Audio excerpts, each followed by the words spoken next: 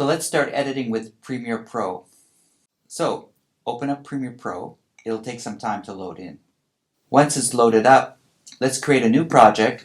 And what we want to do first is we want to save it in our lab folder. So I click here, New Project. I'm going to call it Edit Lab 1. And I want to add my name to it so I know it's mine. So I'm going to go Smart Edit Lab 1. Then what I want to do is I want to browse to my Video Lab folder. So here it is here. Into my project files. And then choose. All this other stuff, General, Scratch Disk, and Ingest Setting, just ignore it for now. The defaults will work fine for this first project. Let's click on OK to save it in my project folder. And here we have the Premiere Pro interface. So what do we have here? We have basically 4 different panels that make up the Premiere Pro interface. This bottom panel, which you'll notice is framed in blue because it's active, this is our project panel.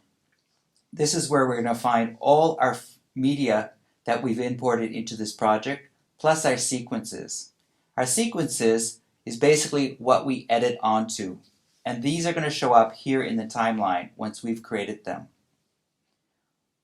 Also related to the timeline is this window up here, which is our program monitor. What this is going to do, this is going to show us what's down here on the timeline. The last panel that we're interested in, this is called our source monitor. What this allows us to do is to see media that's in our project folder without putting it on the timeline. So basically, our next edit we're going to look at here in this source monitor. So next up that we want to do, now that we've saved our project, take a quick tour of the interface, let's import media into our project. What I'm going to do is just import my first 5 shots. So activate your project panel, and there's several ways to do the same thing in almost any editing program that we use. Premiere Pro is no different. So there's a couple ways for us to import media into our project. One way we can go up to the File menu, down here to Import. We can also use the keyboard shortcut, which in this case is called Command-I to import. Or what we also can use, if we have a mouse that has the right-click activated, we can right-click on it, and there we will see our import function. But before I do that, what I want to do is I want to continue organizing my media in my project. So what I'm going to do is I'm going to create 2 bins. One of the bin, or a folder, if you like, I will be calling Media. In this bin, I'm going to import all my raw media. The second bin I'm going to use, I'm going to call Sequences. This is where I'm going to keep everything that I'm going to be editing on the timeline. Once again, what you want to do is keep things separate so that you know what they are. So I'm going to right click, I'm going to go New Bin, and I'm going to call this Media. I'm going to call this Raw Media. Then I'm going to click again, make a new bin, and I'm going to call this Sequences.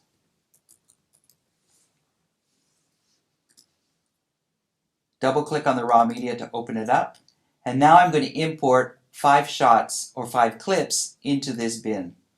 So let's go Import. I'm going to find in my raw media files, and here there are 1. I hold down my Shift key and I select 5 shots. So let's import them. And here they appear as a list. I can organize them based upon the name, 1, 2, 3, 4, 5. Now, I can look at them as a list, or I can also look at them as icon view. So now that I've imported media into my project, let me show you the simplest way to create your first sequence. So the easiest way to create a sequence is to take your first clip from your media bin and drop it here in the timeline panel. So I take this first shot, which is a cutaway of the dépanneur, and I drop it right here in the timeline. So it's done two things. One, it's put the first clip on my timeline or my sequence, and also you'll notice here in my media bin, I now have a new file called One Cutaway Wide Shot Dépanneur 2. And this is, if you notice, it has a green square as opposed to a blue square, and the icon looks a little bit different. This is a sequence. So what I want to do, because it's a sequence, I want to remove it from my raw media bin, and I want to put it into my sequence bin. So I take it and I drop it here. Then what I want to do is I want to rename this sequence so I can easily identify it as my project. So what I'm going to do is I'm going to call it the name of my project. In this case, I'm calling it statue. And I also want to identify it as my rough cut or my first cut. So I click on it to highlight the name, and then I just type in the new name, statue rough cut. And you'll notice here over on the timeline, the name has now changed to statue rough cut. So I have my very first shot on my timeline. Let me now show you the different ways that you can add footage to your timeline and the different ways you can edit this footage. So now we're ready to edit our rough cut. So one of the most simple ways of adding stuff to the timeline, as you can see, is just to drag and drop. So I'm going to find my second shot right here, which is number 2, and I'm going to drag and drop it to my timeline. You notice when I drop it on the timeline and I butt it against this first shot, it sort of breaks, it sort of stops. This is because up here I have something called snapping activated. This is very useful when you're editing because it's going to stop you from accidentally, erasing footage that's already on your timeline. So now I have my first 2 shots on my timeline. What I want to do now is I want to start editing them. I want to trim them to make them shorter. In fact, what I want them to do is I want my first shots to all be 3 seconds long. So I have some sort of rhythm setting up.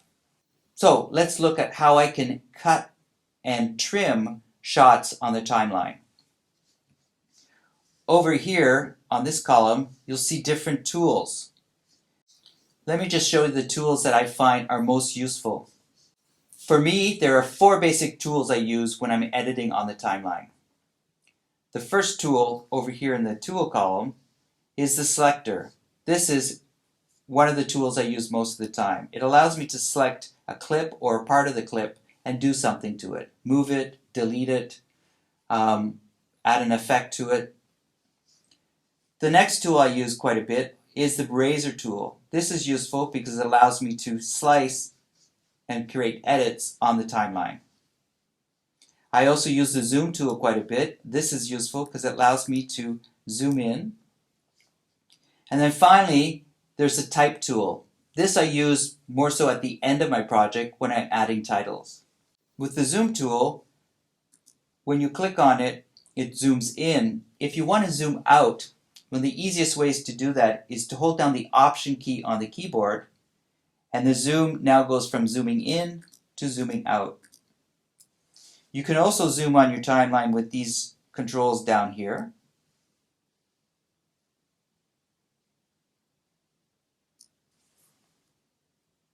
And you can also use the plus and minus keys on your keyboard to zoom in and to zoom out.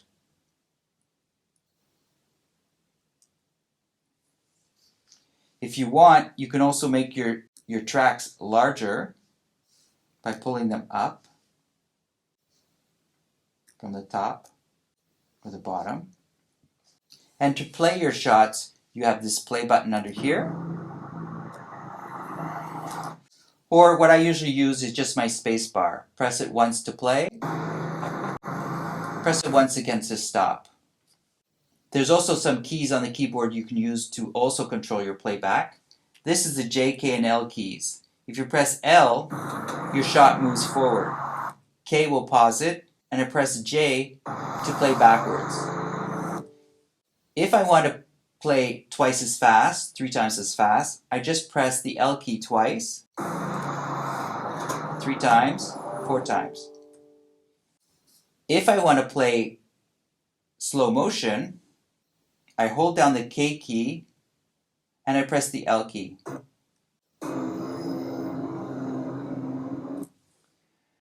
Another way that you can navigate through your timeline is with your arrows.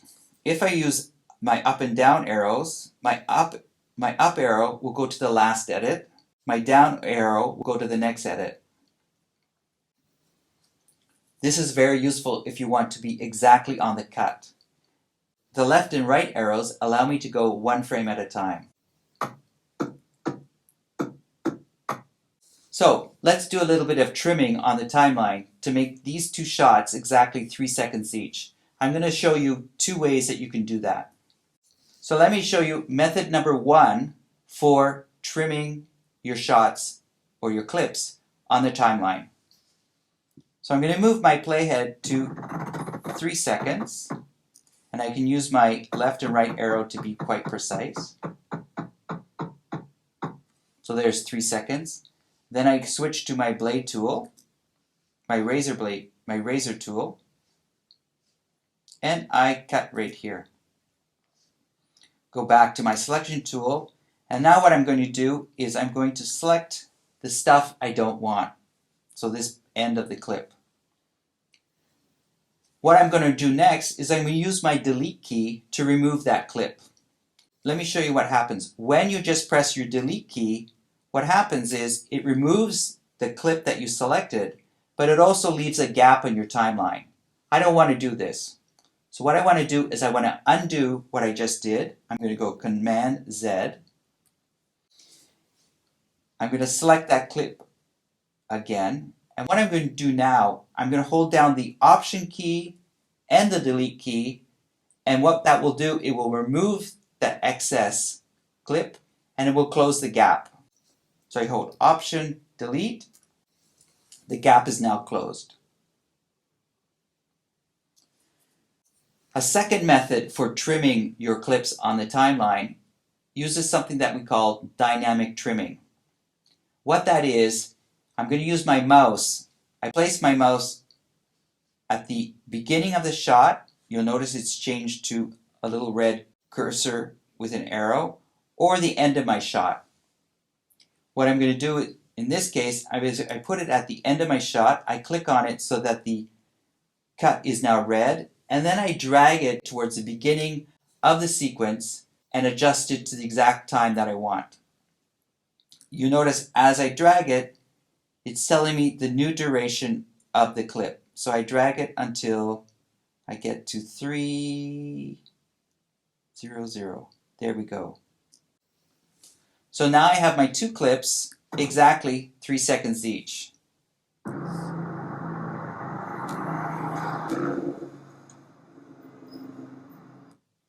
When you're creating a video project, you want to put a header of black at the beginning of your project.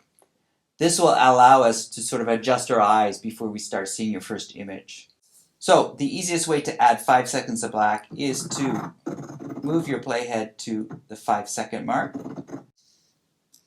Select all the shots that you have on your timeline and move them there. Now I have a 5-second black and then my first images. So I now have 2 shots on my timeline, each of them 3 seconds each. I now want to add a third shot. To add my third shot, I double click on it to load it into the source panel. And say at this point, this is going to be my starting point of this shot. So say right here, I select my in point with this button, or on my keyboard, I can press the I button, the I key. So my starting time is at 3 seconds. I want to have 3 seconds. 3 plus 3 is 6. So I go to 6. I press my out point. Now I have precisely 3 seconds of this video ready to go onto my timeline. So what I do here is, using my up arrow, I move exactly to the end of that second shot. And what I'm going to do, I'm not going to drag and drop my footage onto the timeline. What I'm going to do instead is I'm going to use these buttons here to insert my footage onto the timeline. So I click this button, or you'll notice the keyboard shortcut is the comma.